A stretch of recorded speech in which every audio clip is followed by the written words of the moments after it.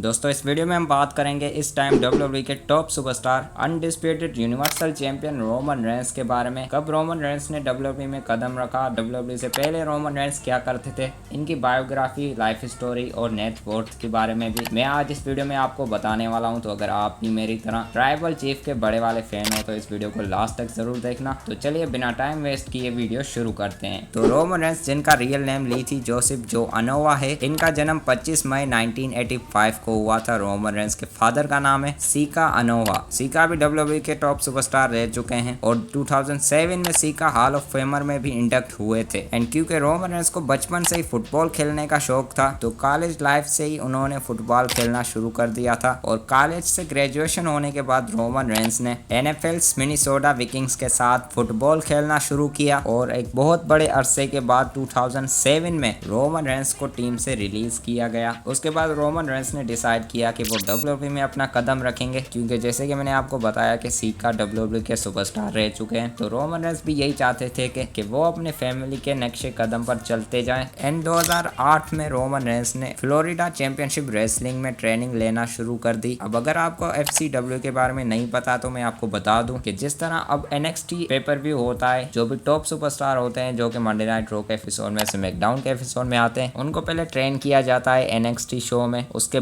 बाद वो जाके प्रोफेशनल रेसलिंग के अंदर कदम रखते हैं। इसी तरह पहले NXT नहीं हुआ करता था, पहले FCW हुआ करता था। वहां पर रेसलर्स को ट्रेन किया जाता था प्रोफेशनल रेसलिंग के लिए। और एक बहुत अरसे के बाद रोमन रेंस ने फाइनली WWE में अपना डेब्यूट किया as the member of the Shield. अब शील्ड को कौन भूल सकता है भाई, Roman Reigns, Seth Rollins, Dean Ambrose. 2012 में शील्ड ने अपना डेब्यूट किया था WWE में। और उसके बाद 2014 में रोमन रेंस का जो इंडिविजुअल करियर था वो शुरू हुआ। एंड उसके बाद 2015 में रोमन रेंस ने अपने करियर की फर्स्ट वर्ल्ड हेवीवेट चैंपियनशिप जीती थी। और 2015 में भी रोमन रेंस कंपनी के टॉप सुपरस्टार रहे थे। इसके अलावा guys Roman Reigns 7 times Slammy awards भी जीत चुके हैं। 4 time WWE championship, 2 time universal championship, 1 time intercontinental and United State championship भी जीत चुके हैं और एक बार टैग टीम चैंपियनशिप भी सेथ रॉलिंस के साथ। और 2015 का रॉयल रंबल मैच भी जीता था रोमन रेंस ने। और फिर टाइम आया 2018 का, जब रोमन रेंस ने हिला देने वाली अनाउंसमेंट की थी मंडे नाइट रो के एपिसोड में। रोमन रेंस ने बताया था कि वो ल्यूकीमिया कैंसर के पेशेंट थे और उसके बाद 1 साल तक रोमन रेंस को टेक ऑफ करना पड़ा था WWE से ट्रीटमेंट के लिए।